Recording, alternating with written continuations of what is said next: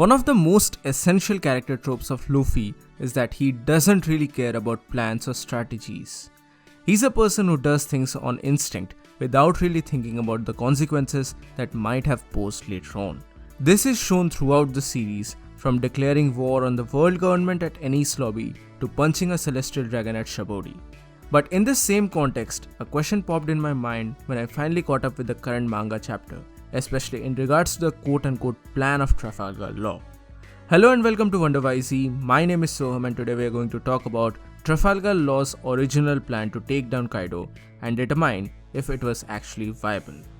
Now, in order to discuss this, we need to head back all the way to Punk Hazard, where the Straw Hat Pirates and the Heart Pirates formed their original alliance. It was made by the captains Trafalgar D. Law and Monkey D. Luffy in order to defeat Emperor Kaido. This was the starting point of the alliance, and the entire plan to put down Kaido was made by Law himself. The plan was to destroy Kaido's source of smile, which was delivered to him by the Shichibukai Doflamingo. Doing this would weaken Kaido while letting Doflamingo take the anger of Kaido. There were two main points in this plan: take down and capture the scientist Caesar Clown, who would be their hostage to lure in Doflamingo, the self-proclaimed ruler of the island of Dressrosa. From there, they would have to destroy the smile factories that manufactured the artificial devil fruit. Now, these artificial devil fruits were delivered to the Emperor Kaido, who was making an army of smile users in his beast pirates. Thus, if the smile production is halted, then it would weaken the strength of Kaido and therefore help them in their cause. If everything goes well, then according to Law's plan, this would give them a 30% chance to defeat the Yonko. Now, on surface, this seems like a tactical and workable plan to some extent, but even Law knew that they were dealing with a Yonko level threat, so it's never going to be an easy task for them to achieve. That's why he flat out admits that the success rate is nothing more than 30%. But even after saying this, I think Law would have never expected the way things unfolded in Wano, especially the tricky situation surrounding Orochi and the entire mess of the kingdom. So in that sense, I'm pretty sure that their success rate would have been much lower if by some miracle Luffy had followed the original plan made by Law. Because for a moment, let's see what has happened so far. Yeah, sure, Luffy has indeed brought down the wrath of another Yonko in the form of Big Mom.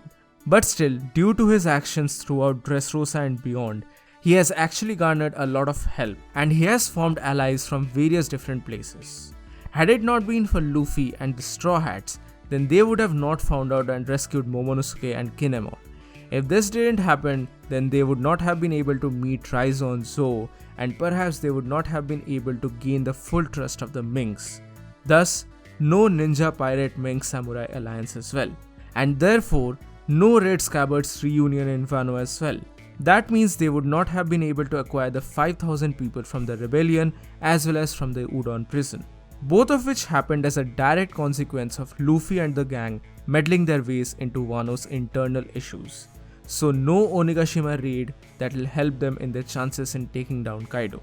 Moreover, and this part is a manga spoiler, so skip to the timestamps given on the screen. But had it not been for Luffy and his actions that happened across Dressrosa and beyond, then there would have been no outside ally in the form of Marco, who will most likely become a key player in the upcoming battle.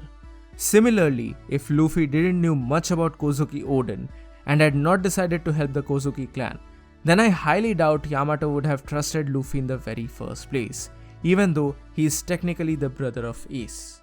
But even without taking into account the things that happened in Dressrosa, still the actions of Luffy in Wano were huge, and if he had simply stuck with their original plan, then Luffy would have certainly not saved Tama, and consequently, Luffy would not have faced the gifters, gave food to the people of Kuri, and subsequently win over Lord Yasui. And also, he would not have gone to the prison and learned advanced Haki, which will probably become a very important factor in the upcoming story.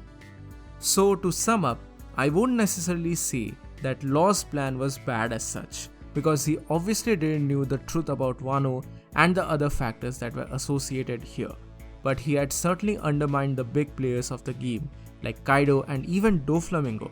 Had Doflamingo caught Caesar Clown, then their plans would have eventually been ruined, so it was certainly necessary for Luffy to step up. We all know that Luffy doesn't care about the plans. But this time if Luffy had actually stuck with their plans, then everything would have been over for the group a long time ago.